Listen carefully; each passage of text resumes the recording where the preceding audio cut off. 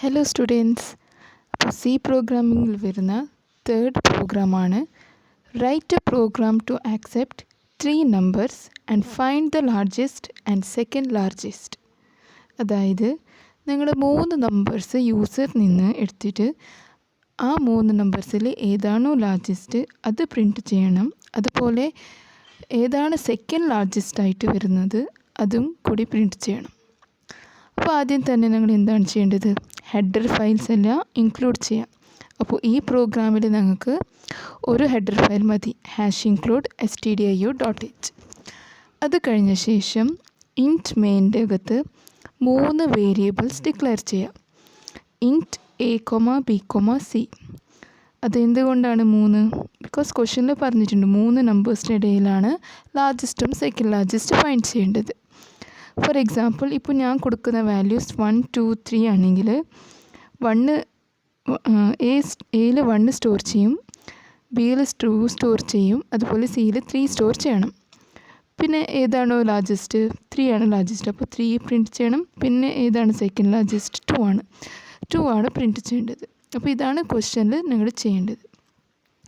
അപ്പോൾ 3 variables declare കഴിഞ്ഞ ശേഷം ഞങ്ങൾ നെക്സ്റ്റ് ലൈനിൽ നോക്കിയാൽ തന്നെ ഇൻറ്റ് ലാർജ്, സെക്കൻഡ് ലാർജ് കൂടി 2 വേരിയബിൾസ് ഡിക്ലെയർ ചെയ്യുന്നുണ്ട്.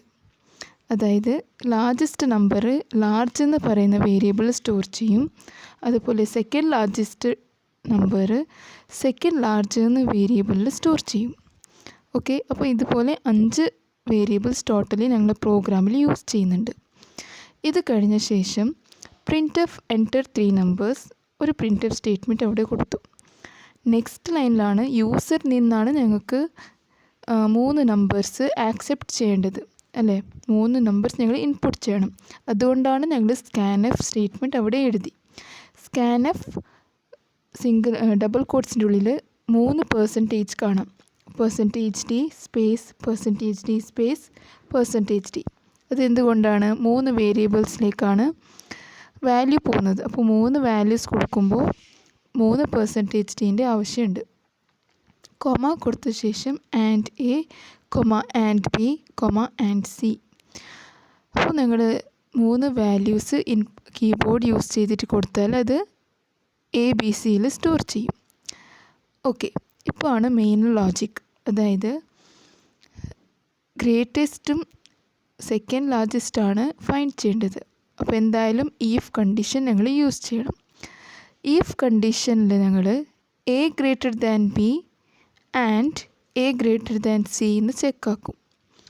അപ്പോൾ ഈ കണ്ടീഷൻ ട്രൂ ആയാൽ ഈഫ് ബ്ലോക്കിൻ്റെ ഉള്ളിൽ കൺട്രോൾ പോകും.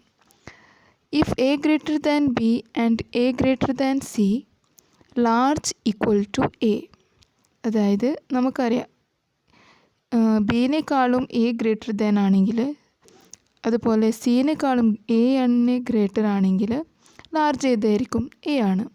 അതുകൊണ്ട് ലാർജ് ഈക്വൽ ടു A എന്ന് ഞങ്ങൾ കൊടുത്തു. അപ്പോൾ ലാർജ് ഏതാണ് നമുക്ക് കിട്ടി. നെക്സ്റ്റ് നമുക്ക് ഫൈൻഡ് ചെയ്യേണ്ടത് സെക്കൻഡ് ലാർജസ്റ്റ് ഏതാണ്. അപ്പോൾ നമുക്ക് ഒന്നും കൂടി ഒരു ഈഫ് കണ്ടീഷൻ യൂസ് ചെയ്യണം. അതായത് ഇഫ് B > C ആണ് നോക്കും. അപ്പോൾ second large equal to B എന്ന് കിട്ടും. അതുപോലെ B > C അല്ലെങ്കിലോ? Else second large equal to C ആണ്. അപ്പോൾ ഈ കേസ് വരുന്നത് ഇപ്പോൾ ഞങ്ങൾ 3, 2, 1, അതായത് A = 3, B = 2, അതുപോലെ C = 1 ആണെങ്കിൽ നമുക്കറിയാം എൻ്റെ വാല്യൂ ആയിരിക്കും ലാർജസ്റ്റ്, അല്ലേ? അപ്പോൾ ചിലപ്പോൾ ബീൻ്റെ വാല്യൂ ലാർജ് ആണെങ്കിലോ? ഒന്നും കൂടി ഞങ്ങൾ നെക്സ്റ്റ് ഈഫ് ബ്ലോക്ക് നോക്കിയാൽ തന്നെ if B > A and B > C ആണെങ്കിൽ ലാർജ് ഈക്വൽ ടു B, അല്ലേ? അപ്പോൾ ലാർജസ്റ്റിൻ്റെ വർക്ക് കഴിഞ്ഞു. നെക്സ്റ്റ് സെക്കൻഡ് ലാർജസ്റ്റ് ആണ്.